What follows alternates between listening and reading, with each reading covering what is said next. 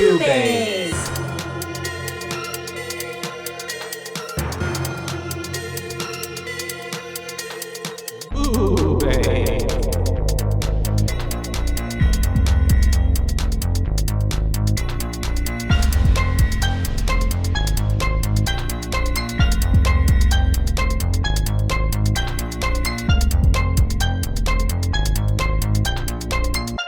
Hi. Hello, and welcome. It's us. It's us. You're Boobies. We're Boobies. We are Boobies. Yep, and I am Caitlin. And I am Joshua. And we are your hosts for this spooktacular, fun time. It's, yeah. Funtacular. Funtacular. I like it. It's really fun. That really kind of actually sounds like some sort of disease. Ooh, yeah. Or, like a venereal disease. yeah. But then I'm also she thinking got the funtacular. vernacular. Oh, funtacular, though. I like it. Funtacular. Stupendous. And today, you guys, we're going to be continuing our Halloween the new saga. The new saga. Yeah. Yeah, there's so many timelines. There is. Yes. But this is. And this one kind of jumps around a lot. Mm-hmm, if you know, as you can tell by the title of this episode, Halloween Kills. Halloween Kills 2021. Yeah. Mm-hmm. Continuation from Halloween 2018 in preparation for the Halloween Ends that comes out today. Today, you guys. I'm so excited. Yep. 2022. Yeah. Gonna go watch it at the My brain theater. was like, are we in 2023 already? I don't know. Time is we irrelevant. Could be. You are. I'm all over the place. You're in a whole 2023. I am a time hopper. Theoretically, what if we could be in different years, but at the same time, like be in the same place at the same time? I feel like that's got to be a thing. Wait, like, does that make sense? Yeah, like a glitch. Yeah. In the Matrix. Like you're here, I here, but you in a different year, I for a different year. Yeah. Does So that like make we're sense? here together, but I'm in like 1893. Wow, you got it. Mm-hmm. And you're in 2022. I don't know why in my head it's coming like that, but yeah. I like it. Mm-hmm. And we're able to meet. It's just like You've Got Mail. I've never seen that. Oh, It's giving me like and is that You've Got Mail? I think or is that the lake house? I was like, I was literally about to say it's giving me the Lake House. The Lake House. I've seen that one. Wait, which one's You've Got Mail? I think that's Meg Ryan. Oh, well, the Lake House is which I still haven't phenomenal. seen the You've Got Mail, but yes, but it all the takes, Lake House is good. It all takes place around a mailbox. Like they communicate through the mailbox Through at this lake house. Like they're writing letters to each other. Yes. In the mail. Okay. Yeah, or Sandra, she has another movie called Premonition. Yeah, have you does. seen that one? Yeah, I think I have. And where she's like trying to save her husband, and she's like going back and forth in time, but like not. It's like the week or the days, or like every other day is like switching back and forth. Yeah, almost like Groundhog Day. I wouldn't be able to keep up. I'd lose my mind. Yeah, I would too. That's crazy. That is a horror It's too film. much. But this horror film, Halloween Kills. Yeah, Halloween Kills. We're continuing on. I believe we maybe alluded a little bit that this was not your all-time fave whenever you first saw it. This was my first time seeing it. Did you like it? It felt more forced in a lot of the areas. Like the Evil Dies Tonight, I was like, fucking shut up. Like it's beating a dead horse. Like everyone was just sitting there, Evil Dies Tonight. Evil Dies Tonight. And I was like, okay, we get Especially after like, and I told you they say it that first time, and it's kind of like, okay, yeah. And then because he puts a tip in the tip jar, and he's like, love lives here or whatever, but Evil Dies Tonight. And I was like, okay. I don't even know if that was like it was such a weird. Yeah. I could have done like without that first like love lives here thing. Like, I don't know. And I totally get what you mean, where it feels a little forced. Yeah. Yeah. And then at the ending and stuff, I don't know. I mean, the deaths were still pretty cool. Definitely not anywhere near as cool as the last one. Yeah. Okay. Gotcha. Yeah, because like the jack-o'-lantern head was awesome. Oscar on the fence. Very good. The teeth. That was fucking brutal. That's metal as fuck. Yeah. And this one, I like that the lady and the husband getting murdered in this one was pretty cool. Yeah. I felt like with the light. Death was a little. Oh wait, which lady and the husband? Sorry, not them. Okay. But the ones that were just really in the house. cheesy. The ones that were just in the house. The old couple. Oh, right. Yes. Mm-hmm. Sandra. Yeah. Flying the drone. Yes. Mm-hmm. Yeah. I mean, he got the light from up and just like, yeah. And man, yeah, the way it went just like right into her neck. I'm like, fuck. And then I did like the way he posed the Big John and Little John too. Oh, yeah. And see, and then I told you that in this film he would be doing that. Like, there was definitely more posing of bodies. Yeah. And like, and like even with in the park. merry-go-round. Yeah. Mm-hmm. Whenever I saw that Big John and Little John owned that house, I was like, a fucking course the gays would buy that house. Yeah. I love it. I would buy that house. Yeah. 1000%. And the way they remodeled it. Mwah. It was really nice. Chef's kiss. It was really beautiful. Nice. Mm-hmm. I'll give Big John and Little John's interior design 5 boos. Yeah. And then I just imagine Phenomenal. that house, like the way they have it decorated with all your dolls everywhere. Mm-hmm. The deep green walls. Shelves. It very much reminds me of my boss, Leben. Yeah. His / roommate. His house in Fort Worth, though, he's done a phenomenal job with it. And he even got like mentioned by one of the Queer Eye guys because oh really, that's super cool. and he's actually about to be on HGTV that's so cool. for a Christmas episode because his like Instagram account is called Vintage Holiday and his vintage holiday collection is just like out of this world. But his living room and stuff is painted that deep green as well. Yeah. So he goes all out and decorates it, right? Oh yeah, and it's really beautiful. Like if you want some really dope Christmas inspiration, go follow Vintage Holiday and then watch his HGTV home series. It's a YouTube series that they do. That is super cool though. Yeah, I know. Yeah, I'm super excited for him. That won't be out until obviously like Christmas time. But they're filming in November. He's having to decorate his house like early. Yeah. And it's hard because he gets all of his he gets real Christmas trees and flocks them himself and stuff. And he's like, I'm so stressed. Yeah, because it's early. Too. It's like before the season. Yeah, and he's not even. I mean, he did pull out his Halloween decorations, so he's gonna put them up for a little bit, but then he has to take them down to prep for Christmas. Like, really early. But that's exciting. It is. I mean, that's a good problem to have. Yeah, they totally have the same taste, and like Leban's gay. Yeah. So. Yeah, it's cool. And that's Luke Edward Hall, his little cottage also reminds me of them.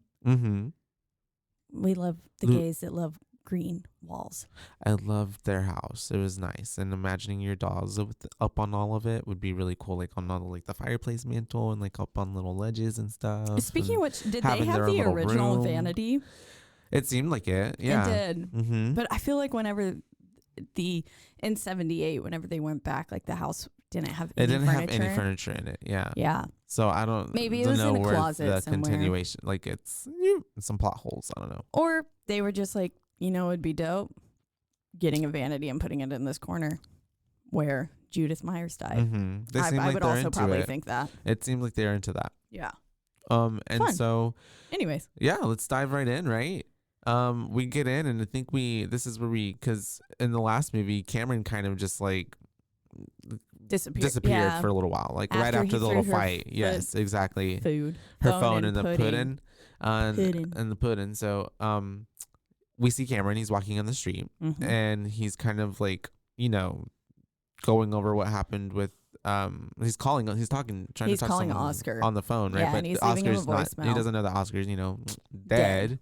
And so he doesn't know that anything's really going on. It's true that. Yeah, he sees that there's someone laying across on the other side of the fence on the road, and so he's like, or next to the road ish, and so he's like, "Whoa, man, are you all right?" And that's whenever he's like, "Oh my God, I'm gonna hop over the fence." He goes to try to help him out. I guess he doesn't know the sheriff like that, or I guess maybe it wasn't recognizable. Maybe I don't know, because at first he kind of doesn't realize, like he's just like, it's just a cop. And he says like, Officer Hawkins, he reads his badge. Yeah, that's right. And I was just like, I felt like it's a small town, they would have known each other more, but maybe not. And then this is when we and I was actually surprised too that he's not fucking dead. I know, sheriff. Yeah. Whenever he actually, because like homeboy got ran over and it looked like right on his middle. Yeah. I guess maybe it was his legs. Yeah. But he's got to be paralyzed or something. Like, I mean, of course we didn't see him walk, but I imagine he shouldn't be able to walk after that. I don't know. People get in much crazier accidents though and can continue to We'll walk, find out in the next movie. what's gone on with him, because it's 4 years. It's a time jump. So, and then we get a flashback to 1978. Yeah, and of course, well, sorry, when he wakes up, he's just like, he needs to die, and Cameron's like, what? Oh yeah, Who? literally. And it's like, He's they so out of the always do loop. that, yeah. But yes, now we're back in 78, and we're getting to see young Hawkins kind of responding to the scene and how he was one of the first people on the scene. And we were talking with his partner. I think his partner was McCabe. Was it McCabe? Sure. I was like, I don't know. I don't know, but all I know is that this cop was hot. He was so cute.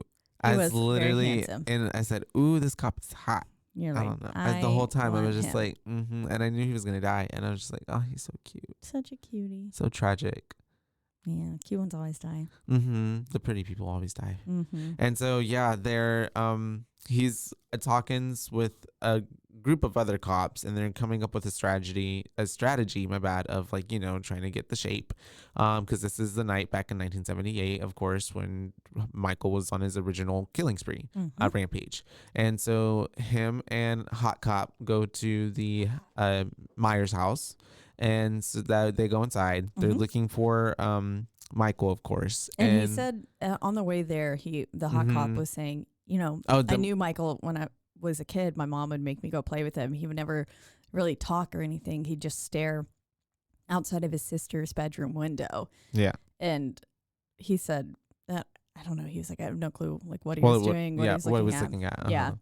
And then this is where Hawkins says he's probably just looking at Haddonfield where nothing exciting ever happens. And that comes back in just 2 seconds when he dies. Yeah. And then they make their way through the house, and that's whenever Hot Cop does actually get up to the window, right? Yeah. And while this is happening, we're also getting flashed to like poor little baby Lonnie getting bullied by the fucking Maloney's. Yeah. Yeah, I don't know. They're being mean as heck. And then he runs off, and he has, a little face-to-face encounter with Michael. The boogeyman. And the boogeyman just kind of disappears whenever he comes to. The two cops, Hawkins and McCabe. Oh, yeah, you're right. They find him, and he's like, where did he go? And that's when we realize he's fallen across the street from the Myers house. Yeah. And so that's what prompts the cops to go in. You're right. And how scary for like being like a little he's like 8-10-year-old. Yeah. And then you hear like the cop, get inside your house, there's a murderer on the street, and then just bumping into him. And it's like, oh my God, yeah. And then those kids were sitting there saying like, don't get murdered, Lonnie. Yeah. It's like, fuck you. Fuck you, little kids. Those were some shitty ass kids. They were so mean. Yeah. And so yes, that's how they end up getting to the Myers house, right? Yeah. And then that's whenever they get into the house, they're snooping around, there's a dead dog. Yeah. Which was so unfortunate, but it's a callback. Yes. Yes, yeah. Because apparently that happened in the original. Michael likes to eat dogs. I guess. Remember that? Yeah. It's so sad. It is. Maybe he's just, I don't know. Maybe he's just misunderstood. Maybe he's not actually eating them. It's just hugging them so tight, and because they're so cute that they just explode. Yeah, I was like, there was definitely a rather large wound on this dog. So poor baby. Something would have had to go crunch. Splat. Yeah. Oh man. And so that's whenever did we get another flashback or something? Yeah. So while this is happening, you're kind of.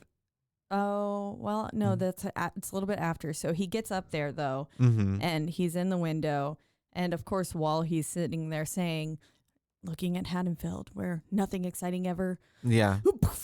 That's right. Michael comes barreling out of the closet, and he just like attacks him ferociously, throws him up against the wall. Yep. Yeah. Gives a nice little headbang. He loves banging people's heads up against the wall. Yeah, he does. He really does. And I think, does he stab him? No, I think no, he's just not like yet. He's just like him. strangling, like holding him really tight, strangling him with him facing the other way, and that's whenever Hawkins comes up and. Hawkins, as we saw from earlier, I feel like he shot something earlier, and he was not a good shot. No, and then we knew this. So then he tried to shoot Michael, who was basically using his partner as a human shield. Yeah. And shoots him right in the fucking neck. Yeah. It's, right where all the damage is being done. Literally. It's so bad. I'm just like, oh, you could have the shoulder, like anywhere else, like, but like right here in the jugular. There in the neck. Yeah, there's no way he was making it out. And Michael's just kind of like, okay, well, you took like, care of that for me. Thank you. And then just like, saunters on past. Yeah. And he gets out, and Hawkins, of course, is, very upset. Oh, Hawkins, I mean, obviously. Distraught. Yeah. He just killed his partner. Exactly. Or its superior almost seemed like. Yeah. It wasn't even just a partner. Yeah, because he was a rookie. Yeah. He was kind of like, new on the this force. His first time being anywhere. That sucks. It does. I imagine that's got to kind of fuck you up. I mean, like, but damn, he just shot the cute kudos to cop. him. He stuck with it, I guess. Yeah. But this is where, yes, we start hearing Loomis's voice in the background saying like, he's here. He's pure evil. That voice. And then we get a little shot of him coming in downstairs. Which was actually an actor that resembles him. Just looks like him. And they put prosthetics to make him look even more like him. Yeah. Something did feel slightly off. Yeah, it was I could tell. I was like, okay, well, this is clearly not Loomis. Glitch Loomis. Yeah. This was a Skinwalker Loomis. Ooh, yeah. Got him slightly wrong. Invasion of the Body Snatchers. Yeah. I can see that. But yeah, he's like, did Michael kill again? Tell me, did he kill again? That was good. Oh my God. And then everyone's like, yes, bitch, clearly. I was laughing at LMAO. And I'm like, it's obvious, right? And so then they have him like outside. Yeah. And they're all surrounding him. The blood coming out of the officer's knife is pretty good. Yeah. And then he's like, tell me we got him. Tell me we got him. Like, and he's having to be like, yeah, we got him. We got him, totally. And then he goes and lets him go. Yeah. Because we don't see it right now, apparently, because we get to learn that later, right? Yeah. But yeah, anyways, we then get, him. But we do know that he was the one who had intervened when Loomis tried to shoot him. Yeah. So, I mean, he mentioned that in the last one. I don't remember if it showed it there or not. I don't believe it did. No. But he's out there, he's surrounded by the cops, and he's just kind of like, what up? Yeah, literally. I'm assuming this is how he gets captured again for the next 40 years. That's how it happens. Yeah. And then he then we get a title card. Yeah. Halloween Kills. And we get, we got our same classic font, same old music playing, a little more intense. Yeah. This time. I liked it. And then pumpkins on fire. Yeah. Which really sets up for, how we left off the last movie. Yes. And so it starts off with I think we're at the bar, right? Yep. Back to Halloween 2018. With the couple that we saw earlier in the film, in the first movie, Halloween. Yeah, as they were leaving. Which I totally thought these were the little boy's parents. Oh, okay. For a while, and then I was like, oh, JK, they're not. They're not, no, because we very specifically find out that how they know live him. Across the street from him. And so I was like, oh, okay. Yeah. Yeah, but they're having like a little, like a couples moment? I don't know. Yeah, they're at the bar. There's some sort of talent show thing happening. Halloween talent show, I guess. And they're sitting there together, discussing, I believe, work. They're talking about the hospital and stuff because they're dressed up as a doctor and nurse, but as it turns out, they're She's actually the doctor. Yeah, and he's the nurse. Yeah. But ironically, they're just, kind of like how Allison and Addison and what's his name? Cameron did the Bonnie and Clyde thing. Yep. Yeah. Reversed. And then these people sit down behind them and they're being kind of loud and we don't really get to see their face or anything. They're just being like very obnoxious. Yeah. Like honestly, I would have been like, shut the fuck up. There's always that group of people somewhere. Yeah. Yeah. And then as he goes up to the bartender is just like, don't mind those people. They're friends with the crazy lady. Yeah. Who survived Michael Myers, basically. Saying like, and he was like, oh yeah, I heard about her, like Laurie Strode. Strode, yeah. And then he's like, yeah, no, Laurie Strode. Yeah. And then Tommy Doyle gets up on stage and he's telling the tale of scaring Michael. The fuck out of everyone. I know. It was like everyone was having a good time. Literally. Little dummy guy was like the ventriloquist Quist guy was like singing or whatever. Yeah. I think, or maybe that was a little bit later, but I don't know, but they were having a good time. Yeah, everybody's just chilling, vibing. And then he comes in with a real sad with and this little serious shot. tale. Yeah.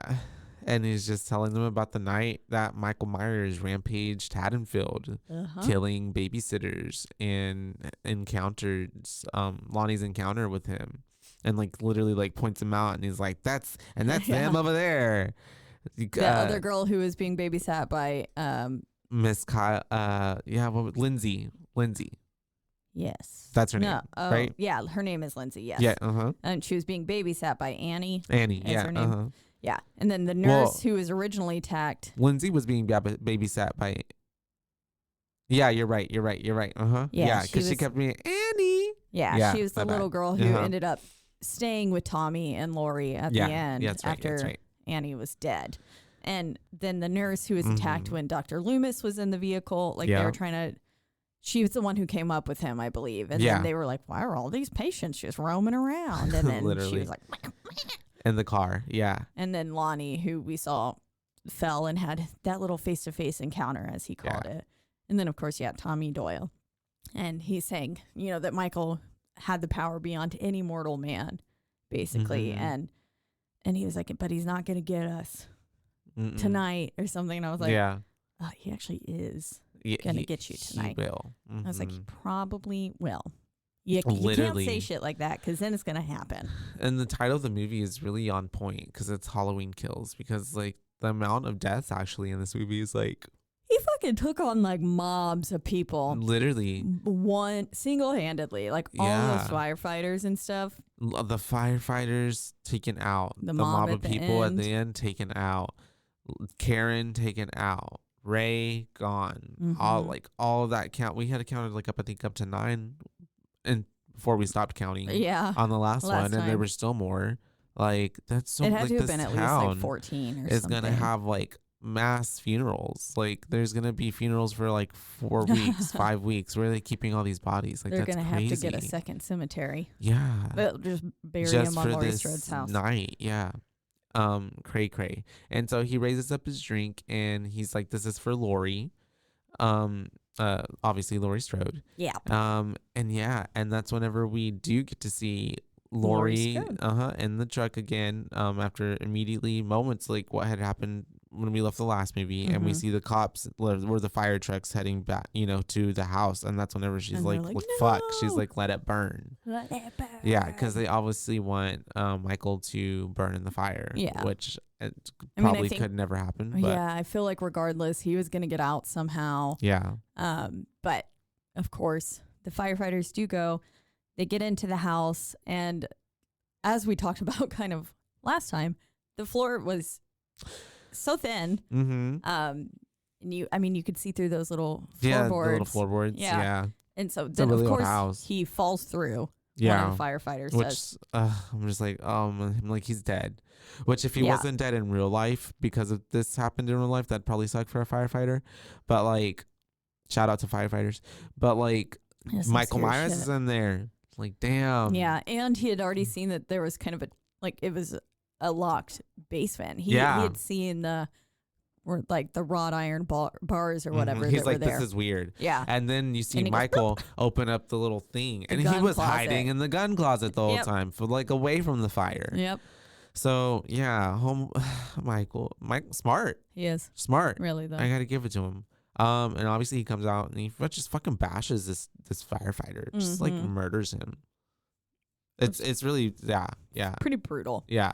And at this point, this is when it's a precursor for like the rest of the film, because I do feel like the deaths in this film are a lot more gruesome than they were, I feel like, in the first one. Yeah.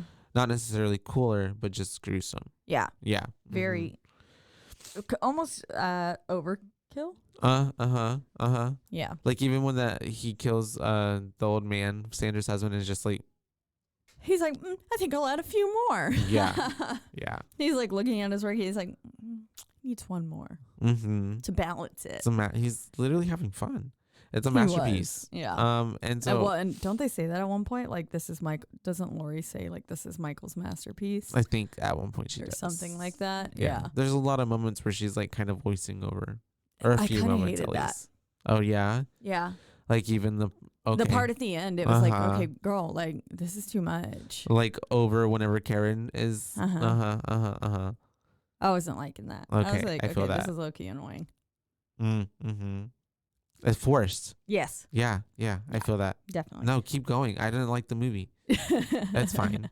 And so another firefighter is like, oh my god, there's a guy down here, and I guess he's thinking that it's the firefighter, but it's really Michael, because he had shot off his little, they have like a little mayday button, yeah, like, that's kind of right. like life alert, help have fallen, and I can't get up. Yeah, Michael's smart, and it gets their attention, and he puts his hand down, and I'm like, oh geez, and gets pulled, I'm assuming by Michael, but somehow Michael pulls himself up, or like is able to get out of the basement. I'm not sure. Maybe he lets the man help him up first and then throws him in. Maybe. Who knows? I don't know. But yes. Somehow he gets out. He gets out. And that's when all the firefighters are like outside and they're like, what the fuck is that? And he just walks right through the front door, as we said he might possibly do. Yeah. Literally. Right outside. Right through the front door. And they're all like, okay. And that's whenever. There's like 10 firefighters out there or some shit. They were poor guys. It's got to be like at least a dozen. A baker's dozen? I'm not sure. Baker's dozen. But 13. They are of course like getting ready to like fight this dude, I guess, in a way, but not really. They're just kind of gripping onto their like little, one of them has an axe and the other one had like someone have a saw or something. Yeah, right. I think it's to help like in the event that someone was trapped to get help in there, saw through. cut through the lumber. And then someone had, of course, the fire hose, which those things are super powerful. And Michael was just like, yeah, they are. They like should be able to blast someone away. Yeah, walked up like it was nothing. Yeah, and so stabs that guy right in the eye. And I did like the like first person POV there. Yeah, as like we're like inside the helmet getting stabbed. That was kind of fun. And then we see like a little bit of a struggle, and then we see someone else get killed from that same guy, like on the ground dead. Yeah, it's kind of a bloodbath, TBH. Yeah, it's pretty. It's carnage. Yeah. They didn't stand a chance. No. He's just like dead. He literally comes in and kills all of them. And pretty gruesomely. Like even the one with the saw. Yeah. Whenever he turns the saw back on. And he kind of did that. He did that later on with the nurse doctor lady. Oh, and with the gun on himself. Yeah, it's pretty cool. Yeah, I did like that one. I was like, oh, damn. He definitely is out for blood in this one. Yes. He actually what do we get? I'm like Officer Brackett. So this is we're kind of flashing back to the hospital while all this is happening, and this is where we see Officer Brackett. Yeah. It is the same actor. Where I had mentioned last episode, yes. And he's obviously very aged. And he, I suppose, is the security guard for the hospital now. Yeah. Is what it seemed like. And then we're overhearing like Lori's in surgery, basically getting sewn up. Allison is in there and someone wants to check her out, but she's like, it's not my blood. Yeah. And Karen's washing her hands, looking at her wedding ring, obviously being very sad and stuff. Yeah. She hasn't really had a chance to like actually like process that like her husband was dead. Just murdered. Yeah. And burned up in a fire. Yeah. Oh yeah, that's true. Because he was shoved in the Lord, little closet like some cargo. Can't even bury him. Nope. And while the surgery's happening, they're basically saying like Lori's gonna be fine. She's just gonna be very sore where the knife wound was in her abdominal area, and because of the fact that she just had surgery. Yeah. Very understandable. Yeah. Obvious, and then we get Karen and Allison like going into the hallway stairwell. Basically, Karen's telling Allison that she's gonna be fine. She's gonna pull through. Yeah. And this is where Allison finally says, like, Dad's gone. Dead. Yeah. And then she's like, but he'll always be with us even if we can't see him, which comes in later. Yeah. Too. But that and like, but also too, this is like, also too, I don't know. It just didn't feel like too real. Cause I'm like, this doesn't give like your dad just died and your husband just died. Yeah. But maybe they're still in shock as well. Yeah. I would imagine. Yeah. They haven't. I don't think they've had a time. It feels like it's all very fast. It's true. This is literally all happening on the same night. Like, hours. And whenever, like, later in the bar, when we're seeing the news flash, basically, of the gas station murders and stuff, they said, like, earlier or yesterday these people were murdered or something there. And it's wild to think that was all just the day before. Yeah. And especially because you're getting a movie like the first one came out 2018 and this one came out 2021, so it doesn't feel but it's been only one day. Yeah. Literally. It's like the Lord of the Rings. Yeah. So after all of that little hospital scene, we now get the little cute old couple playing with the drones.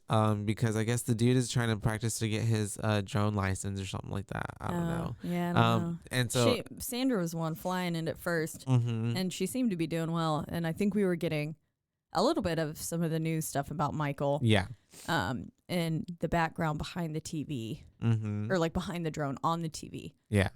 And then he comes in and he's like, her house on fire. They see exactly because he starts talking about. He's like, "Don't you like talk about Laurie Strode?" Like, she was like, "She will fuck you up. Don't talk shit about that woman." Literally. Because he said that she lived a highly flammable lifestyle. Oh, that's right. As he was pouring the wine, and then he said, "Let's eat some Cheez-Its and drink this wine." Yeah. And I was like, Cheez-Its? You don't like Cheez-Its? Not with my wine. True that. Not with wine. Yeah, I like Cheez-Its though. Yeah, I'm not like a big chip person though. Ah, okay. I never like go. Well, is a Cheez-It really a chip or a cracker? I'm neither.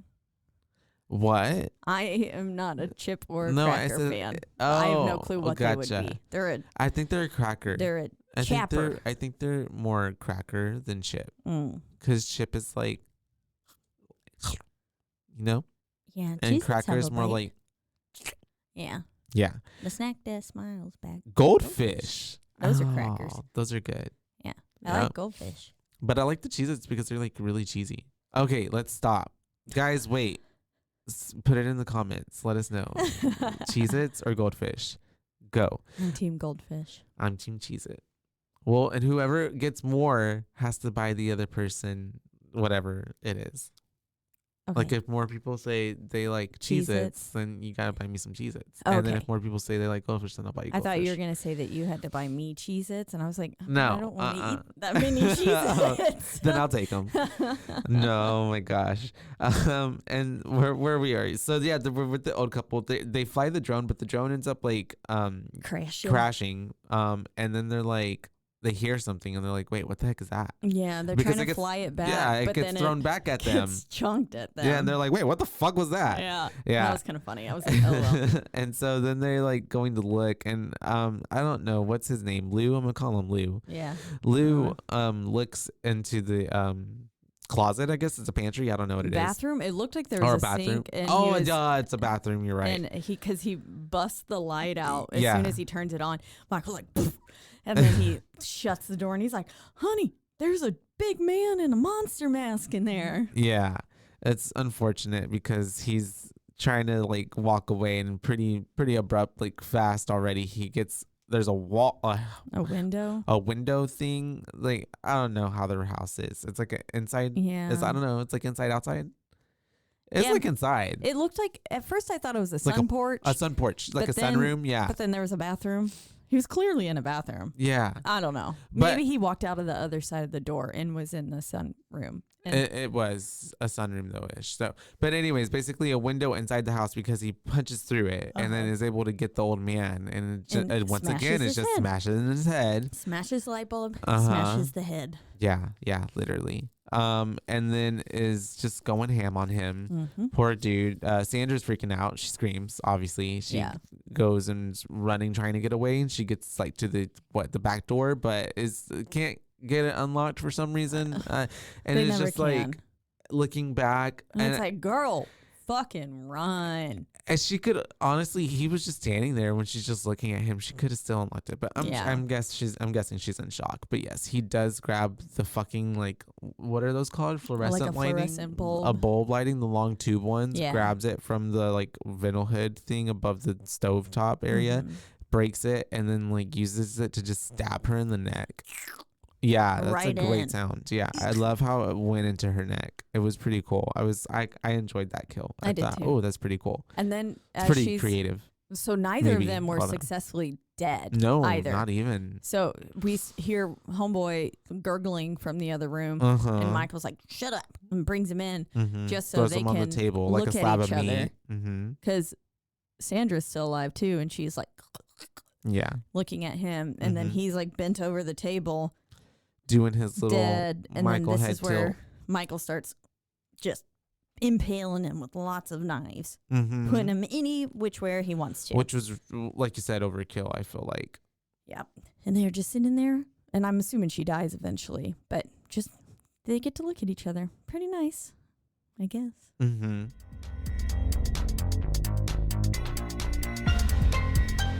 And now, a word from our sponsors.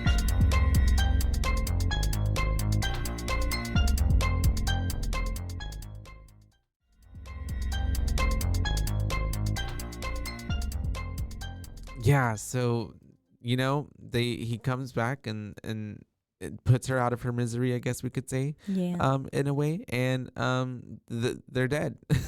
Yep. And then we get back to Lonnie, I guess. And then that's where I'm like, oh right, they were talking about Lonnie being Cameron's dad. Yeah. In the last one, but I hadn't put it two and two together yet. Yeah, I get it. And then basically, so Cameron calls his dad and is telling him like there's something wrong. There's this cop that was yeah, and like we need help. And then Lonnie's kind of running out, being like, I gotta go help my son. Yeah, something's wrong. And then we're starting to get because he doesn't know at this point that it's a Michael Myers thing. Yeah. He's just like, something's wrong. Officers down. The word hadn't traveled to this little tiny bar yet. But as we see, it does very fast because the news starts going on, and then people start looking at their phones and shit, and we have everything's pinging, and we're seeing the carnage of the night from the firefighters, and he is the sheriff. Yeah, the guy in the hat. Okay, he is the sheriff. Okay, and I guess Hawkins is just an officer. Okay, got it. But he comes in, and he's like, "Whoa, it's a massacre." And it's like, yeah, bitch, should have canceled Halloween. Like, unfortunately, like Hawkins said. Yeah, did not heed the warning of the Harbinger of Doom. And he looks, there's a shot later on where he's just kind of like sitting on the stairs with his hat off, and he looks like, what the fuck is happening? Yeah. And whenever the whole city goes crazy. Yeah, in the hospital. Yeah. Jesus. And he just loses control. Yeah. Yeah. And then we're getting to see Julian on the TV. Oh, yeah. And he's like, he stabbed her. He stabbed my number one favorite babysitter. It's so cute. Yeah. He is. And then that's when they're like, that's that little shit who lives across the street from us. So that's whenever the couple who were playing the doctor and the nurse are like going to head out because they're going to go check and make sure that everything's okay, I guess. I don't know why. But yeah. Yeah, because they're like, oh, shit, that's our street. But it's get like, out of here. If you're there. Yeah, maybe like you're in the safe. But if all the cops and everything are there, I feel like I would maybe feel a little bit more comfortable going in that area. I don't know. Thinking he's on the move. I don't know. I don't feel like I would go there. I think I would drive out of town. Yeah, well, and essentially they still have to get to their car. So I'll give them that because they are trying to do that, and that's whenever they're going out. And homeboy forgets his stethoscope, and I was like, boy, forget it. Literally, I'm like, it's probably he's like, that girl's probably still wearing it. It's a prop, probably, Yeah. But anyways, and so. And if not, you can always buy another one. She's a doctor. She can afford I'm assuming can afford another stethoscope, or has them at work, Yeah, and so someone else's. Literally. And so the moment she gets in that car, I'm like, oh, she goes to start here. it. Yeah. And it's way too foggy. Yeah, like someone has been in there breathing. And so and at that point you're thinking, oh, Michael Myers is in this car. Yeah. And there's someone in there, and she's like freaking out, and so she ends up running back, and she says, it's the man on the TV, it's the man on the TV, which because they showed the bus accident and the two escaped convicts, one being Michael, one being the umbrella man, is what I call him, because he was one under the umbrella like laughing and stuff at first. And so she technically did see him on the TV. But it's not Michael. Yeah, and that's unfortunate for this dude. Yeah, poor guy. I felt so bad for him. Yeah, with especially his death, I was like, fuck. Yeah, he felt like he had no other option. Yeah, he was being like literally chased, hunted. And who knows what his like neurosis is. Like he could have like. And maybe been like schizophrenic or something, and all of those people going after him, that's probably he might be seeing demons as opposed to like regular people, even though like a mob of people is like all demons. Yeah. Yeah. Essentially. And so yeah, she's telling him as she runs back into the bar, and so she's going to tell Tommy and everybody else in the bar. And that's when He's in my car. yeah, and that's when he ends up grabbing the bat and says the fucking love lives today, and she's like evil day tonight. Yeah. The nurse, the original nurse from the movie 1, she's the one who yells it. Miss Marion. Marion, yep, you got it. That is her name. Yeah. And okay, wait. So, where does that bat come into play? Because no, it pans in on it multiple as times. if there's supposed to be some kind of. I don't believe that there was any. That I don't remember that being from the first one. There's no bat, anything. Yeah, because or in the second one, I couldn't remember that, and they also kept showing his like grandfather's face. Which grandfather? The bartender. They like kept pinning it on his picture, and then the bat was up there hanging up next to the picture. Yeah. And so I was like, am I supposed to be getting something? But then I was like, I don't remember this guy. There was nothing. Or this, what was it called? Honeysuckle or something? Maybe. I don't even remember. It had its name engraved on it. I don't know, but Tommy grabs it. It's getting very Beyonce, hold up. Yeah. And he goes out there, and Tommy, I was like, you're just gonna let him go at it alone with a baseball bat? Yeah. When this man has been literally shot in the head and just continues to walk along. And so, and the car like turns on and starts getting revved up. And then it's playing the Figaro song. Yeah. Which was kind of a little callback to the beginning of the last movie whenever they were in that nicely curated courtyard. And as everyone was going wild from the mask being let loose, I suppose, there was one patient like singing Figaro. So. I didn't even catch that. Oh, yeah. Yeah. It played it it was like a hot second before basically he just goes and crashes the car. No, in the first one, I didn't even catch that really with the patient singing the Figaro, I guess. Yes, yeah. He was just singing it. He sings it like twice. It's a brief moment. And so yeah, that's happening, and Tommy wants to like, go at it, but then he ends up just smashing the car, which I'm just like, dude, that's homeboy's car and you're just going ham on it, but okay. Yeah. And then obviously the patient dude drives off, and like, he just gets around the corner basically, and they hear him crash. And so the crowd runs to go, check it out. And the one guy's like, my fucking car. Yeah. Which, unfortunate for him. Too, but also like, at least I'm not dead. I don't know. And so God. And so they end up going to go check it out, and he's already gone. Like he's left the scene. But at this point, I was like, I feel like that's not Michael, because we didn't get to see his face yet. Yeah, no, we haven't. And so I'm also like, Michael doesn't drive. Michael doesn't. Well, I guess he does drive. I mean, like, because he'd driven in the first one to get to whatever, but I just like, it just doesn't seem like a Michael thing to do that and then crash the vehicle, if anything. Yeah, immediately. I feel like he's got more tact. Yeah. And he's a little bit better driving and stuff than this person was. I said Michael doesn't drive, and Michael fucking driving all the time. He literally is driving in the first movie. He was driving so much. Literally. Goddamn. But yeah. And as Tommy goes up to the window too, you can kind of see through the foggy window, and it, like, at that point it didn't look like Michael. Yeah. But it was very obscured. And then he crashes the car and he's gone, and I was like, okay, well, fuck, maybe it is Michael. And then right around the corner we see Umbrella Man. Fucking patient. Yeah. He's giving me very like the Penguin. Yes. And so then we go to Big John and Little John. Which is fun because we get to see like them in the Myers house.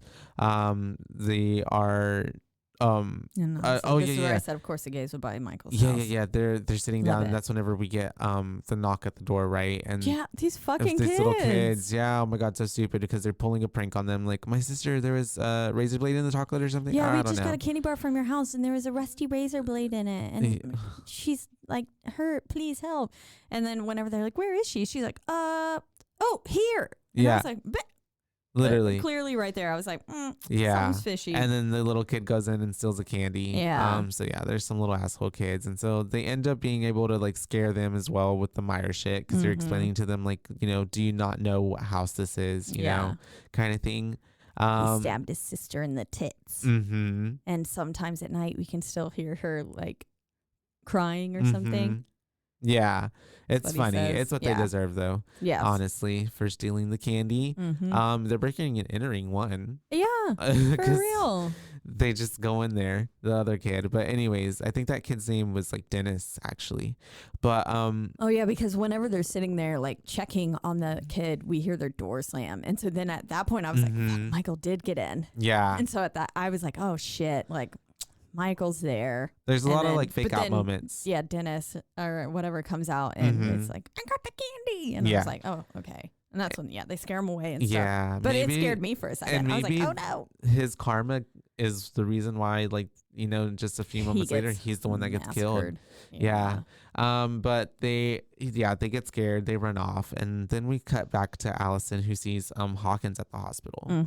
And she's like, talking to him. She also sees Sartain's body, so she knows that Sartain is like officially dead. And Karen and Allison are talking to the sheriff, I guess, and another cop, and that's when they're like kind of getting interviewed. And then this is when they get told, because at this point they don't know officially, and also Laurie Strode thinks that Michael Myers is dead. She's still unconscious. Yeah, that's right. At this point, but they get told that he's not dead, and we get that like what? Yeah, literally, which was really funny to me as well. But and then Allison's basically pissed. Yes, and she's explaining that like Sartain brought them together. It was his obsession, not Michael's. Yeah, Michael's just trying to go home. Yeah. Michael just wants to go home. Because we're getting more on the like storyline. They're really trying to push that like Michael is. He doesn't even necessarily target Laurie like that. She just happens to be in the way. Yeah, because she keeps putting herself in the fucking way. Yeah, if you think about it. In which they kind of mention that, like Allison says something about her. She was like, my mom put us in his path. Yeah, basically. Yeah. And I was like, damn, you really blaming your mom for this right now?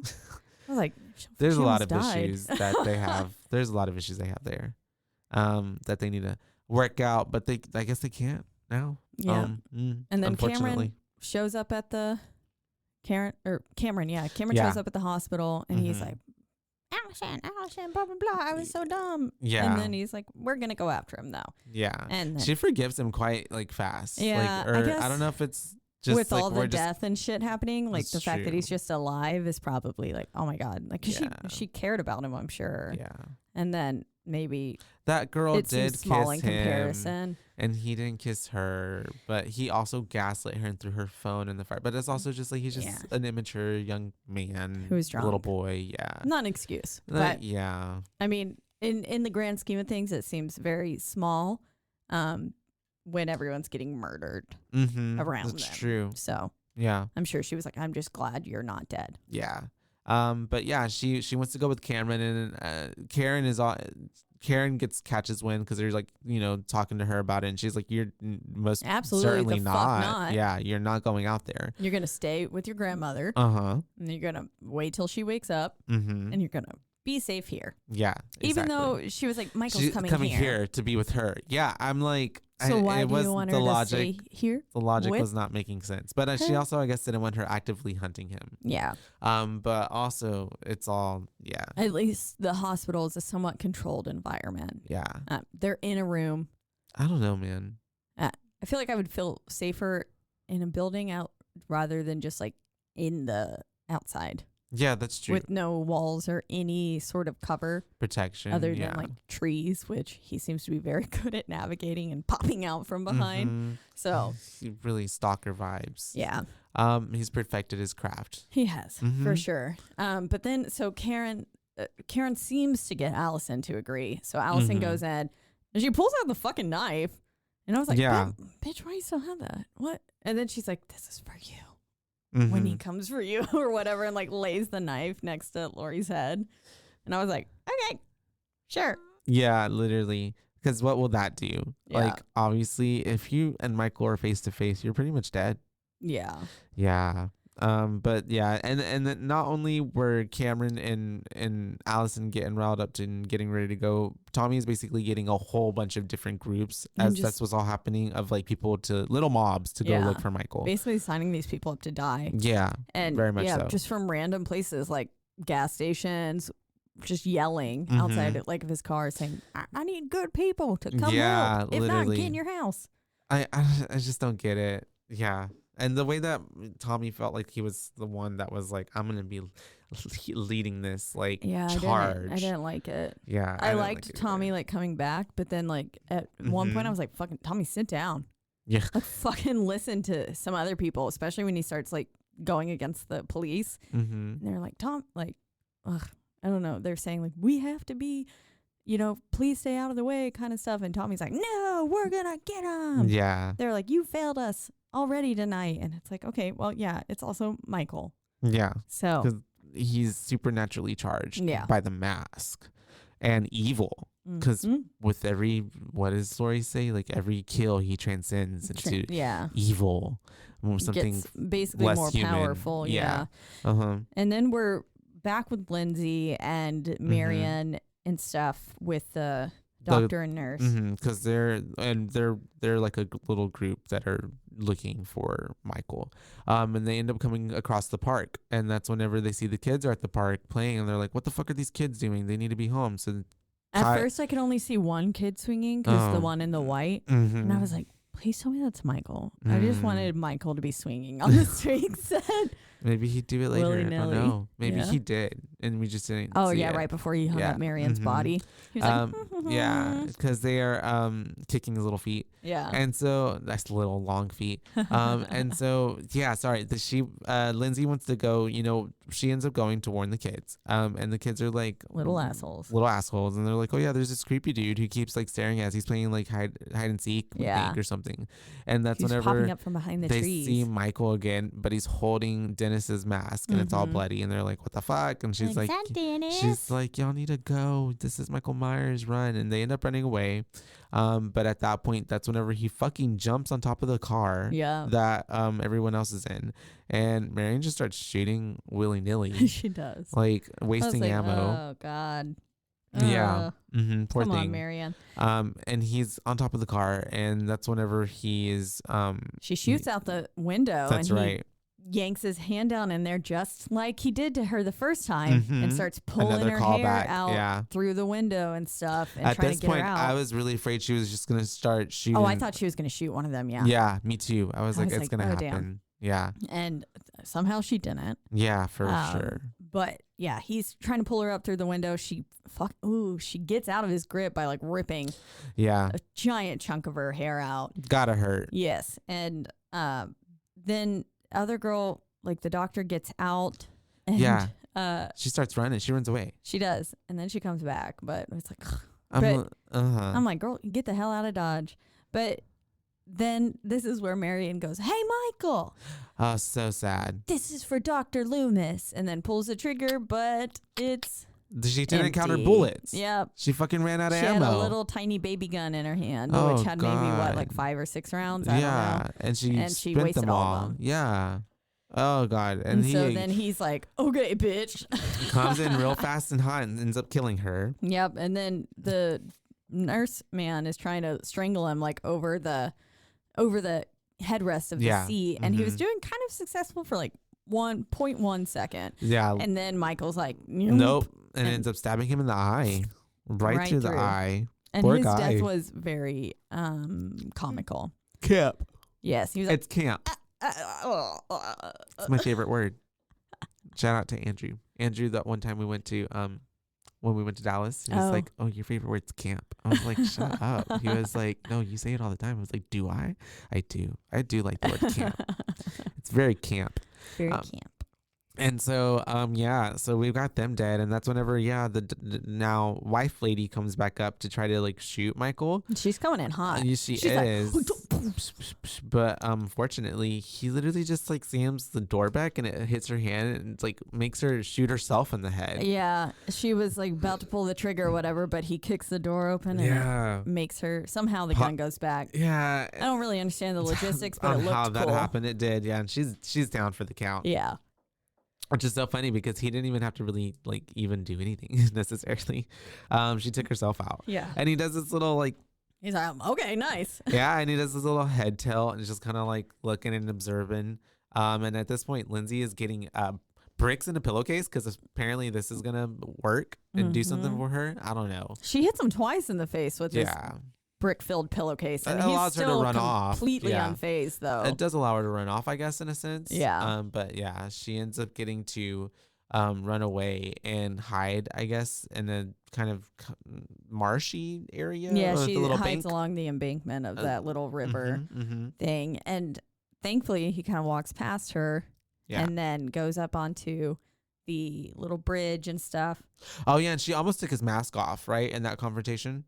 Maybe. That's yes, right. Yeah, she did. When they were, and that's how she gets away. Yeah, is because he's so resetting close to his taking mask. off, and he wants it back on. Yeah, that's right. And then, so she's hiding, but then we basically flash back to we're with Tommy again, I believe. And this is when they come across Lindsay's car, and they're like, "There's blood and stuff, but no bodies are here." And so it's like, "Oh fuck, they took all the bodies out." Yeah, and I think right before that, too, Karen was with Lori because Lori woke up, but she did not tell Lori at this point that Michael's still alive. She's like, nope. Yep. But then yes, right. we do have them finding all of that, and they're looking around, and that's whenever they're like, "There's no bodies in the car," but they end up going and walking closer towards the park, and we see all the bodies. There's see the two on the merry-go-round, the couple, and then we have Marion strung up by the or off of the swing set. Yep, with some other mask on her face. One of the kids' masks, maybe. Oh yeah, maybe it was one of the ones that was left there or something. Yeah, or it was the one he stole from the kid he killed. Oh no, that one was on the on the merry-go-round. You're right. But it could have been the other one who like swallowed the razor blade or whatever and like dropped it or something. And she just left it there. Yeah. But yeah, she's hanging around, and then this is where Allison kind of hears a breathing. Yeah, Lindsay breathing crying, or whatever. Yeah. And so they go find her and stuff. And then we flash back to Lori and Frank, and Lori's like low-key confessing to Frank. There we are. Oh, yeah. Because like, they're both weird. in the same room. Which one? Why would they be in the same room? But okay. Maybe that was a request. I don't know. But yeah, she's talking to Frank Hawkins, and that's whenever she's kind of telling him that she always had a crush on him, I guess, in a way. And there was this one night that they kissed in a bar, but like nothing ever really came up of it. And then he's like, "I know you were sweet for Ben Tramer," so that's also another callback. Yeah, homeboy who got ran over. But the first one and blown up. That's whenever they he also kind of admits that this is all kind of his fault. Like he should have ended it when he had the chance. Yeah. But like honestly, it's like literally none of y'all's fault. Yeah. Michael is. It kind of just sucks. Because like who knows if even shooting him in the head then would have actually killed him. Yeah. I feel like you need to like chop off his head. Literally chop it all off, put it like, I don't know. And even Scatter then I'm skeptical. Body across the world. Even then I'm skeptical. Just come back. Yeah. Somehow. Rebuilds himself. Or it's not even like, you know what it would be? It would be the influence of his name and his power that is like not even him, because it wouldn't be like his body doing some supernatural coming together. It would be someone hearing about it or something, going crazy, being obsessed and bringing it together and pulling it together, and then he like somehow comes back then that way. I don't know. Michael Myers and Ghostface have a baby. Mm-hmm.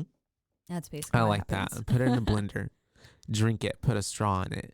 And so we have him doing his little, they're both kind of having heart to heart. And then the nurse comes in or whatever, and she's gonna give him some pain meds, and that's whenever Lori's like, "Make it a double." Yeah, and it's like that. I don't think that's allowed. I don't think that's how it works too. Also, I hope that nurse didn't give him a double. Yeah. Like, but what the fuck? It would explain for him being out the rest of the film. Yeah. As well. Because he doesn't really come back. I feel like he's got to be paralyzed. True that. At least in that moment. He's fucked up. Yeah. Mm-hmm. Was ran over by a car. Yeah. I don't know. And then we cut back to the gang again, and that's when they're talking about going to the Myers house. Well, Tommy's made it back to the hospital. Oh, that's right. Too. So Tommy's there, and they're letting Tommy talk for whatever reason. Yeah, that's right. And then basically the sheriff is like, stop. Like, we got this. Yeah. Like, I'm the law. You are not. Yeah. And this is where Tommy was basically like, no, you've already failed us once tonight. And then this is where we get the like, evil dies tonight. He's getting evil dies tonight. from that one lady. Evil dies Yeah. tonight. And it's like, fucking shut up. Yeah, they all kind of suck. And then the hospital's chaos at this point. We have Oscar's mom coming in and looking for him, and it's just like, ooh, sorry, homegirl, you don't know he's dead yet. Yeah, the poor guy at reception is just like, I don't fucking know. Yeah. I have no clue what's happening here right now. Literally. I felt so bad for there him. was the chaos that was Everyone happening. was screaming. Yeah. And Tommy slips away then to Lori's room, and he's basically like, you protected me, and now I'm going to protect you. And it's like, okay. Yeah. And because at this point too, nobody told Lori that he's not dead yet, so he breaks the news to her as well, and she's just like, "Oh, what the fuck?" And this is where Karen, because Karen was like, "Stop it!" And then Lori says, "Let him take my head as I take his. Maybe the only way to kill him is to kill me." Yeah, and she was fucking ready because she had a knife just like in her bag, and then she like stabs herself with the some type of morphine or some shit. Yeah, I don't know, the good stuff. Karen, I mean, and the really, butt. Karen was like, "Do you even know what that is?" And I mean, thankfully, we had just seen the nurse give that medicine to Hawkins. Yeah. But it's like, yeah, that's a good point. Like, that could have been who knows anything. how much like her dosage should have been too, but yeah, she just gets it Makes going. the pain go it's away. her go-go juice. And so yeah, and then we have all of that shit happening, and then we cut back to Big and Little John talking about honey, I believe. Yeah, he said bees communicate the location of flowers by all through shaking their butts. That's right. And I was like, cool. Yeah, I liked that fact. They do. I want to learn more about it. Oh, yeah, that's how they do. They one will go and fly around and find the pollen, and then it'll come back and do its little dance, and then that's how the hive members know like how to get to the plant. It just shakes its butt in that direction. It's like somehow like they do a little dance, and it's basically like a little map, and then they like from that dance know how to get to the plant. That's so cool. Bees are like so powerful. If we didn't have bees, the whole world would like perish. Good thing they're going extinct. Well, yeah, that's the problem. Yeah. Well, I don't know. Yeah, I don't know. I don't feel like it's in the news as much as it used to be here, but I don't know. I'm sure they're still going Hopefully extinct. they're coming. I believe they're not as close to extinction now that people become more aware, but hopefully, Oh, poor bees. Save the bees. Yeah. But then they get a creepy knock on the back door. And so then they go to check and they're like, it's way too late for Halloween. Yeah, because like, I think it's just kids fucking with them again. They're just trying to eat their charcuterie board. But as soon as they go to check the back door, then there's a knock on the front door. So then they're like, oh, wait. Whoa. Yep. So they go to check the front door, and immediately I'm just like, he did not lock the door. He didn't lock it. Yep. Why would you not lock it? Lock the goddamn and door. And it was very specifically left on us to know that he didn't lock it, because it's like, that shot of like, full frame shot, him walking away, not locking it.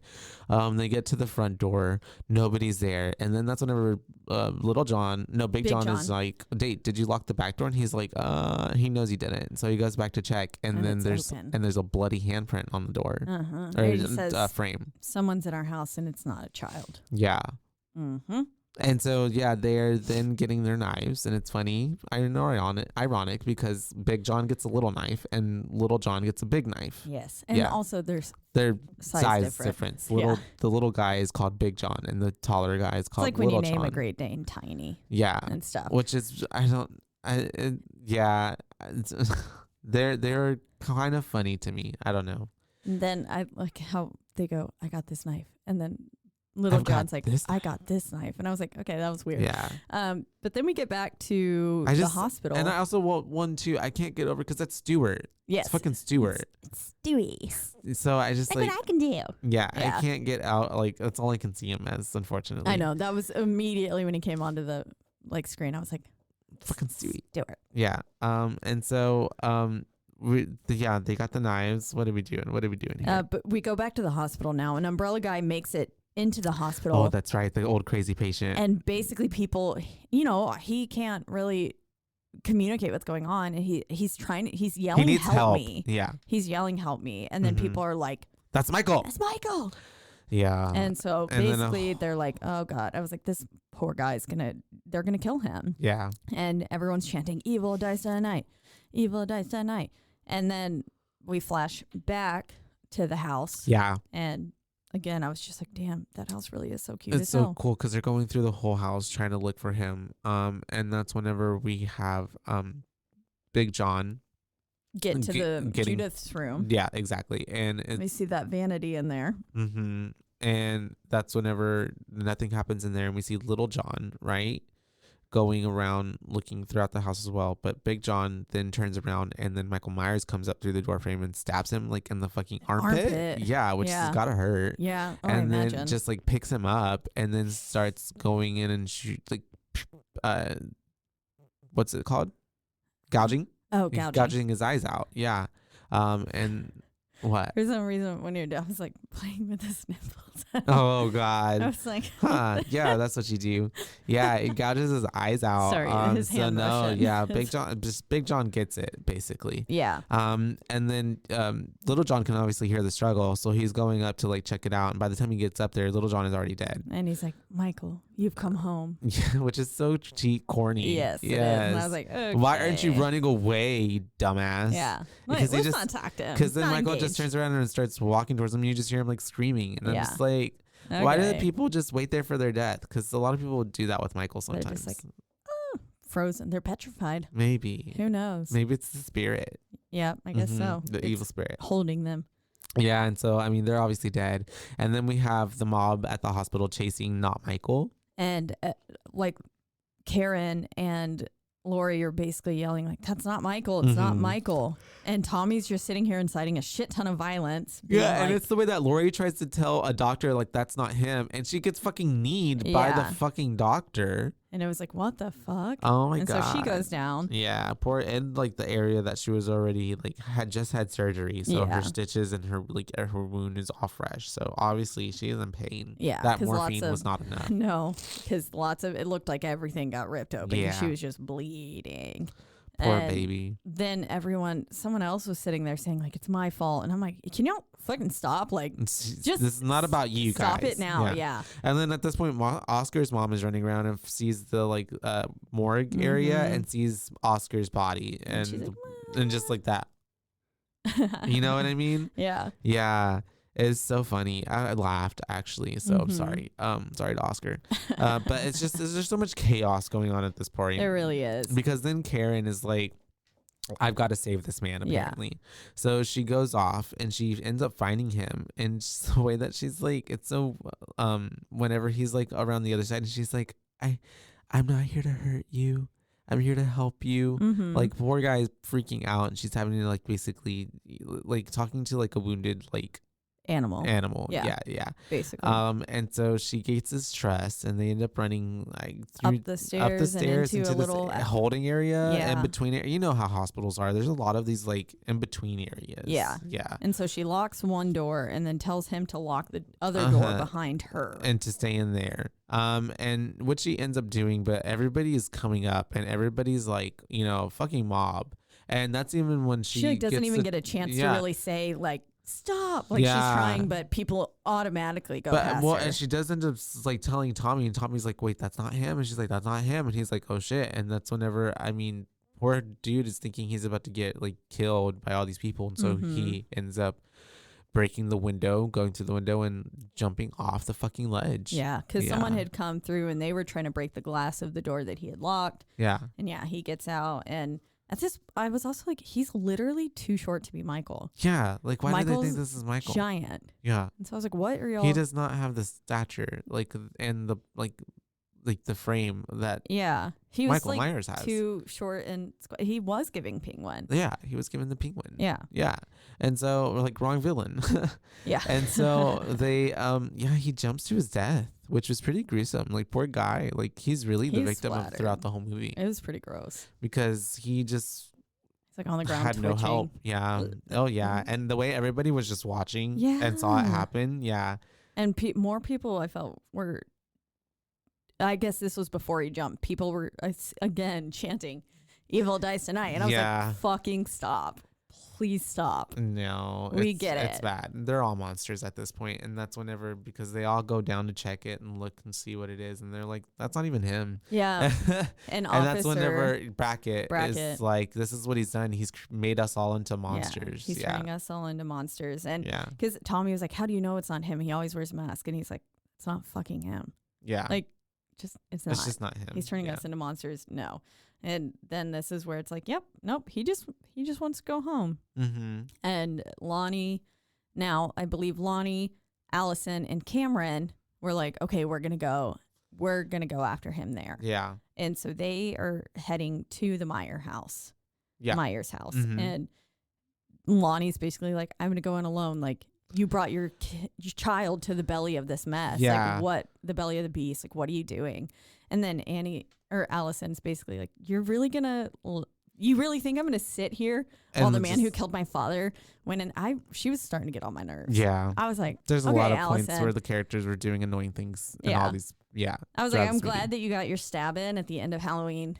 Yeah. Halloween. It doesn't really qualify you to do any much more. Because for Karen, it made sense because she was trained to do all this when she was little. Yeah. Mm-hmm. And then all of a sudden, Allison knows how to operate all of these guns. Yeah. And stuff, like she's picking up like what you got, like she knows all these weapons and stuff. I was like, no, it doesn't seem you like actually it's don't right. know any. That would be like me coming in, who's like barely ever like even touched a gun. Me coming in being like, okay, so what you got? Like, let's roll with this. Yeah, I know what that one does. Ooh, that one. Yeah. No. Yeah, no, I'd have no clue. And she's supposed to be in shock, but anyways, I don't know.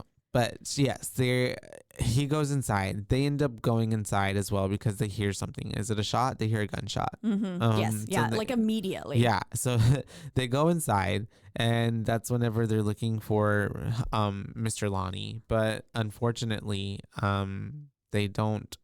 Oh, that's right. This is really unfortunate. Cameron is walking through the house, and that's whenever he feels like the blood drop on him. And he looks up, and it's his fucking dad just like stuffed up, like in the attic door thing. Yeah, those are the ones that you pull down with a little string and stuff. But he wasn't even like all the way. Like he's like getting smashed in between like the ceiling and the door frame. And then that's whenever Cameron is like freaking out. Yeah. And then he gets attacked by Michael.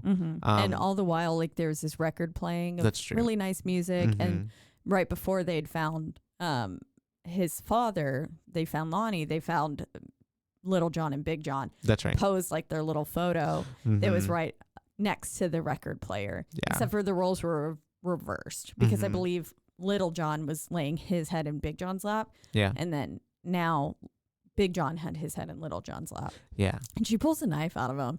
Yeah, which I also didn't understand too. Yeah. But I was like, okay, get it. Maybe you can use that knife. I don't know. Yeah, which I guess she does kind of do. Not really, no, because I think when she tries to attack him, it doesn't even, he smacks it out of her hand. Yeah. Oh, yeah. Yeah. But then, so then, because Cameron had walked off at that point to like keep it looking, and then he found him and he gets attacked. Yeah, because he gets stabbed in the stomach. He sure which does. Has gotta hurt. And then he gets like ravaged because that's whenever Allie comes to help him, and she tries to attack, but he like smacks it out of her hand. Good thing I guess he smacked the knife out of her hand because then she falls down the stairs. Yeets her down the stairs, and her fucking leg snaps. Oh yeah, she broke it, right? Yeah, it went away. It was not supposed to go. Yeah, and there was a giant crack, and she yelled in pain. I felt like bone came out. Yeah, she was in jeans, so we couldn't tell. Yeah. Or in, not jeans, but her little body. And then poor Cameron is just getting ravaged upstairs. He's homeboy. It looked like he snapped his neck like 18 different ways. Yeah. He was like, he put his head through the fucking banister and then was like pulling him up to like pushing him down. Hit so the he's back like, of his neck and then shoving him down, hitting the front. Yeah, he really got it bad. Yeah. Because he keeps doing it. And somehow he was still alive. He's still alive. He's just getting like more and more like fucked up. He's like wheezing. And then she's like, oh my God, don't stop hurting him. And it's the way I'm like, girl, stop acting like you care about this man. Because the more you act like you care about this man, he's gonna hurt him even more. Because she's like, come and get me, motherfucker. Yeah. And then he like starts coming down the stairs, and right as he is about to pass Cameron's head, he's like, She's like, don't hurt him. Don't hurt him. Like, Yeah. leave him alone. You Get can't me. leave unfinished business. And He's Michael just turns his head around. completely, Just like Exorcist. Damn, what a way to go. Yeah. It fucking sucks for Cameron, because actually for a moment I thought, oh, he might not like die. I mean, he might not be able to speak again, but he could possibly still survive. yeah, because you just kind of like want him to survive, I guess, in a way. Yeah. He became a little more likable. Yeah, throughout this one at least. And so yeah, he's dead. Because I liked him at first until he pulled that little thing. The little stunt at the homecoming dance. That was a whole weird bit. I don't know. And so we then have Karen showing up, and that's whenever, like, right when he's about to do something to Allison, she shows up and she's like, hey, come out here, come fuck with me. And she stabs him with a fucking pitchfork. Oh, that's right. In the back. She does have the pitchfork. Because the pitchfork was on the front of their house earlier. Big John, whenever he came out the front door to check with that knock, he was like, next time you come here, I'm going to get you with this pitchfork. And he whacks it. And she attacks him. And it's the way that I have him. I was like, why would she stop? Like, she also like curb stomps his fucking face on the stairs. Yeah. She like, yeah. And I was like, oh. I would have kept going until, like, and he's still chasing. Yeah. Yeah, I would have kept going until he was like His nothing head pops but off. mush. Yeah. And so he ends up because she takes the mask off at this point too, and she's luring him away from Allison. He's basically like, come and get me, motherfucker, like get away from my daughter, come get this mask. And she ends up running off, and he does go chasing after her. And that's whenever we have her leading him, because her, Tommy, and a group of people came up with a plan to like lead him into like this mob circle. So she takes him to a trap basically, and all the townspeople. She drops the mask in the middle of the road. I thought he was immediately gonna get hit with the car the moment he picked it up, and I was like, okay, let's go. And then all of a sudden these lights come on, and I was like, okay, I guess an ambush. I was like, we could have hit him maybe. Because usually just, like, that knocks him out at least for 5 minutes. Yeah, right. Ran over him, reverse. Ran over him, reverse. 5 or 6 times, literally mush. And then probably like park the car on his body, pin him under there, and then like get on top of the car and jump on it. Something to really smush him into the ground. And then fire, and then cutting it up, and then spreading the ashes, like literally, and make sure the mask is away. Yep. And so anyways, they do circle him. They are gonna go with it's attack mode Mm-hmm. basically. Right there we go. Yeah. And so that's whenever and she says gotcha again, which is kind of like a little callback to the last film. And then Officer Brackett says, hey, Michael, it's Halloween. Everyone's entitled to one good scare. Yeah, and that's whenever they start going in. And one after another, they all start to get pretty good little scoops. And I think one guy kind of gets a little slashed on his hand at one point, but nobody, I think, got hurt at this point just yet.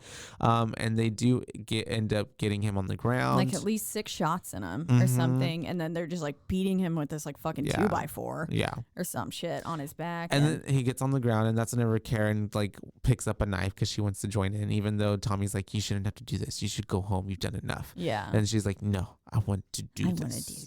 And she's wearing a Christmas sweater, and she's just like, sorry. I never noticed. I never has like Christmas trees on it. Oh really? Yeah, I was like, what the fuck? That's so on brand for her. Sweater the whole time. And then she just stabs him in the fucking right at like the nape of his neck. Yeah, it's kind of shoulder-ish, right here, on his back. But that's it. And I'm just like, oh, okay. I could have sworn she should have done more. But and then I'm like, this is where I was like, yo, fucking chop his head off. Is this like the final stab? Like, is this it? Because they don't do anything else. And then I'm just like, oh my god, he's not fucking dead. He's not. No way he's dead. Because then Lori's sitting there saying that the more he kills, this is where her narration comes in. The more he becomes something impossible to defeat. That's the true curse of Michael. And then we get a shot of Karen and Allison on the stairs saying like, he'll always be here even when we can't see him, kind of thing. So bringing it back to their little montage on the stairs in the hospital, talking about Dad. Now they're talking about Michael and how basically his spirit is going to live on forever. Yeah. Yep. And he gets back up. That he's the essence of evil. Yep. And he wakes up and because that's whenever the Officer Brackett goes to check up on him, and he just kills him. Yep. And then starts killing everybody. Damn. Kills Tommy. Literally. And I think at that point Karen was lured to go back into the house for some odd reason. She looks up in the window and sees a child, like 6-year-old in the clown costume, Michael, looking down out of the window. That's right. And so we get like a little ghost, like a residual kind of haunting vibe. And so maybe it was his spirit like almost transferring but then coming back into the body as she went up there. Maybe. Yeah, and she goes up there and then she's looking out the window while the narration is happening, while we're seeing Allie is like getting taken care of by the townspeople and like cops, whatever. Yeah. And then she gets fucking yeeted. She gets stabbed, murdered. I don't understand how he walked past. Yeah, I don't know. Because she definitely went out the front door and looked like they were still on the front steps of the Meyer house. Yeah. Which they were, because that's how she looked up in the window. And so I don't understand how because I think she dragged him like 2 streets away or something. It seemed like, and then somehow he just walks right past everyone willy-nilly. I don't know. And gets up there. It doesn't make sense. Kills her. And she's fucking dead. And roll credits. That's the end of Halloween Kills. Yep. I didn't necessarily enjoy this movie. I think I'm gonna give it like 2 boos. I'm gonna rate it 2 boos. Yeah. What's your why? I mean, the kills were really cool. The whole mob like essence of the film, which really took over a big part of the film, was just kind of annoying to me. Yeah, and maybe that's the whole point. I don't know, because mob culture, it was maybe trying to make a commentary on like cancel culture today, and like, you know, how like, but I feel like cancel culture has always been around because like mobs have always been around. Like people pitchforked it up and created mobs back in the day. Like it's just a newer Shrek version the of musical it. Yesterday, Shrek. They got him. Literally. They followed him. It was a mob. And so I don't know. I just didn't really I just didn't enjoy it. I don't know. Yeah, I also thought there was going to be a lot more Laurie. Than there was. Oh yeah, and that part as well, because Laurie. The trailer. I remember the trailer really leaning in on Laurie's not even a focus in the movie because she's literally sidelined in the hospital the whole time. Which is like, that makes sense. Which kind of hard, like, is a callback to even Halloween 2 back in the day. That's true, but I feel like she still gets more screen time even then. Oh, because she was following her in the hospital and him chasing her in the hospital, while this is like everyone else around town. The acting seemed a little forced. Yeah. At some points, some of the writing was just a little like cringy. It almost felt like it was trying to be elevated, like too much elevated horror. Like it was attempting to go for that. When some of the slasher. Shots felt very like they were almost trying to go for more of an artistic. I feel that. Yeah. Vibe, and it's like, no, that's not why people watch Halloween. Yeah. Like, and so we like Halloween because Michael's fucking terrifying because he can't be stopped. Like, I don't need like some real deep meaning behind him. I mean, I still am excited to see like how the curse comes in and stuff. Yeah. With the mask and how they're and how he's just more evil and more supernatural. Yeah. That's cool. But I don't know. I felt like they were really, really trying to layer it on. And I feel like that's what's nice about elevated horror a lot of the times is it's not spelled out for you. Yeah. You get the idea, but only after like letting it really sink in. You don't have to have somebody narrating everything for you at the end. And like that, if you're going to do, I don't know, like, and those movies are more fleshed out. Like they have something that builds up, or they're like really going into whatever it is and explaining it well, like you said, in a way that's not spelling it out for you, but you learn as you go. Where this is just like mob chasing, mob kill, Michael kill, and then like nothing really else but that, and then we get that at the end. Yeah, you know. So I don't know. It wasn't my favorite. Hopefully the next one is good, but that we're gonna watch. Hopefully, I don't know, today or tomorrow. But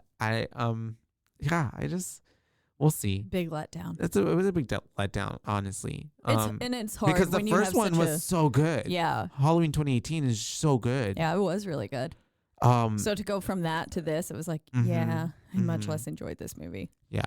And yeah, there was just a lot of little ties that they tried to do to like interweave like all the old characters as well. That I didn't necessarily feel was like, it didn't need it to be H. I don't know. It gave me like kind of like Scream 5, where they're trying to fan service ish a little bit, and then also bring back like whenever they brought back Bracket. Okay, yeah, I can see that. Yeah, yeah. It just kind of gave me back. Felt almost as if they're trying to create a new generation, though, with Allison being like essentially the new Laurie. Yeah, I feel that. Is what it feels like. Because now Michael's killed her mom. Yeah. And stuff. Yeah. So, and her boyfriend. Oh, yeah, that's true. Oh, poor Cameron. That's right. He got it. I don't know. And that's okay. Whatever. That's fine. 2 boos. What do you give I it? I enjoyed it in Scream 5, so I guess I can try and they just did it more tact there. Mm-hmm. Yeah, I'm feeling around 2. I was thinking like 2.5. No, don't do it. Okay. 2. Thank you. 2. You got it. It's a 2. And this was, so I do have a nice review from our listener, Britt, who this was her request. And so I've got it all right here. Come on, Britt. And so basically she says, okay, so it's been a little while since I watched this, but here you go. And she said, use what you can. We're going to use it all, Britt. Yeah, we're going to use it all. She said, I think the 2021 Halloween Kills was an insult to the entire franchise. Nice. I agree, Britt. And she said, I'm not one of those people who say they should have stopped at the first or second movie. She said, I love all the movies mostly. However, I will say that I thought they were pushing it with the 2018 Halloween, but at least that movie has a point to it. Halloween Kills had an opportunity to be much better. The plot line with the survivors was such a dope addition, but it flopped in every way. First of all, any of those survivors would have known how Michael operates. They wouldn't have made the same dumb decisions. Yeah, preach. She said it was lazy. And I get that he is a supernatural force. We see that in most Halloween, the most in Halloween H2O when Laurie cuts Michael's head off. But that ending, I get it. She said they were all just banding together and trying to kill him, but duh, he doesn't die. It was just simply ridiculous. It seemed more of like a spoof of Michael Myers instead of the actual movie. She said me and my 11-year-old niece were both yelling at the movie. She said I was legit mad at the characters for being so stupid. And now I realize that it would have probably also been corny if the characters were actually able to kill him and the movie were wrapped up neatly with a bow. She said, however, what they could have done is leave it up to the audience to decide, which is my favorite thing, as we know. Yeah. I love being left in the dark. And says, and maybe that's what they were trying to do with the trippy like ending. And she says it was almost like a parallel universe, like which an event actually happened. She said, but I found it more frustrating than satisfying. Another part that could have potentially held more weight was the mental patient scene. Now, this is really one of the only parts that actually had depth, in my opinion. I agree. Playing on the reality of someone with mental health issues and the fact that people make negative assumptions about mental health disorder. And also that the trope of everyone, sorry, they're in little screenshots, so I have to go find my spot again. Also that the trope of everyone following herd mentality was somewhat realistic, but once again, the fact that the previous survivors had no sense of control was simply infuriating. The overall feeling that no one was involved, believed that Michael would come back, was just kind of annoying to me. It was very lazy writing. I will say that the kills were nicely done. Michael has always had a subtle humor to him, sort of mocking his victims, and I think they portrayed that very well in this movie. I agree as well. Overall, though, I'd just like to forget that this movie ever happened. Not normally this passionate about movie reviews. Yeah. Oh, well, but this is my favorite horror franchise next to Scream. Thanks for reading.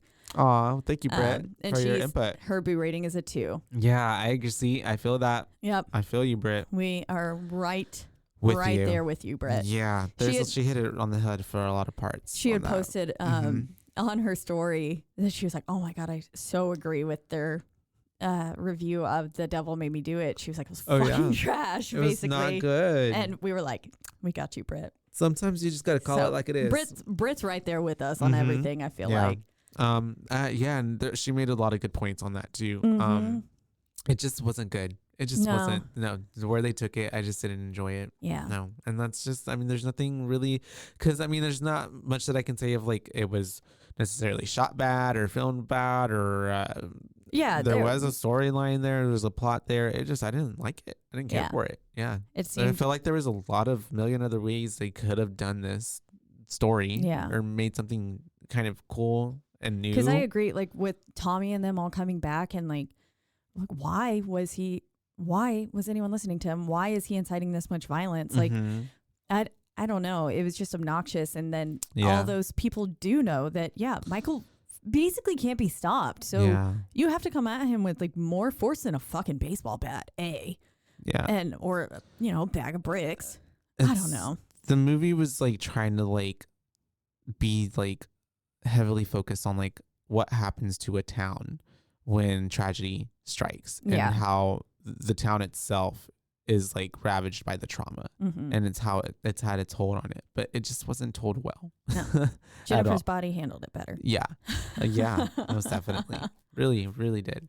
But yeah, that's our ratings. Solid 2 for Halloween Kills. And I love that. I also love that Britt asked us to cover this just so she could shit on it, just like to shit with on us. it. Yeah. I love that because Well, most the first of one was great. So yeah, and most of like all of our other listener requests were ones that people loved. So like even if you want to reach out to us with the movies that you fucking hate and you want to tell us why really you fucking hate them, yeah, and then you want us to shit on it too because we'll probably agree, fucking do it. Let us know because yeah, that's I love how different this request was. I think it makes it very fun. It was fun. But yeah, so as always, we're in the lovely Rogue Media Network studios. They always take great care of us. And if you want to listen to us or any of the other podcasts, you can listen to them at roguemedianetwork.com. And then we're also on a whole slew of podcasting platforms, the biggest two being Spotify and Apple. But wherever you do listen, don't forget to rate, review, like, and subscribe. That's right. Because that's the only way we can get ahead in this life. Yes, please. And then if you want to let us know what movies you love, what you want us to cover, what movies you fucking hate, and you also want us to cover, and you want to let us know your review, so that way we can feature it on one of our listener request episodes. Slide into our DMs. On Instagram, and that is at Boobaes Podcast, BOOBAES, because we're your boobaes, not your boo babes. Yep. And also, please let us know if you do go watch Halloween Ends, what you think about it. Yeah. Because, I mean, we kind of got you ready for it this week. So hopefully you're in the mood, and it'll get you in the mood for spooky season and everything like that. So reminder, we will be covering The Conjuring 1 and 2 next week. So I know lots of people have thoughts about that film, those films, because they're great. Or maybe if you hate them, let us know that too. I don't know. For sure. And then we'll be finishing out the month with Mama, Jeff's request, and Trick or Treat. Trick or Treat. Fun. I'm excited. I went to Trick or Treat was Spirit of good. Halloween yesterday, and all the little Sam decorations are so cute. Aw, is that his name, Sam? Oh, I didn't even know that. Did I say that in the thing? I think so. Oh, I don't know. It's been so long now, so I'm like, I need to go see. yeah. Andrew was like, good. "Is this movie actually like scary?" And he was like, "I can't see it. This monster's so cute." Yeah. I mean, he doesn't.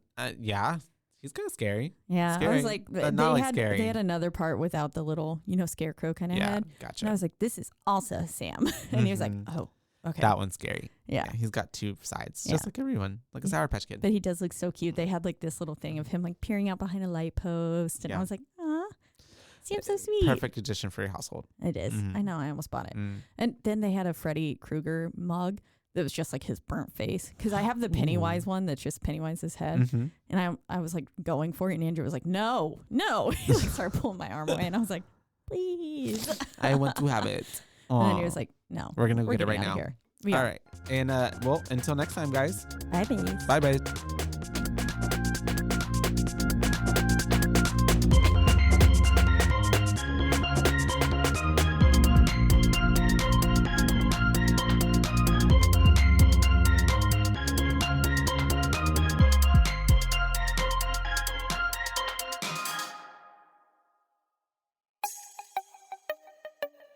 This has been a Rogue Media podcast.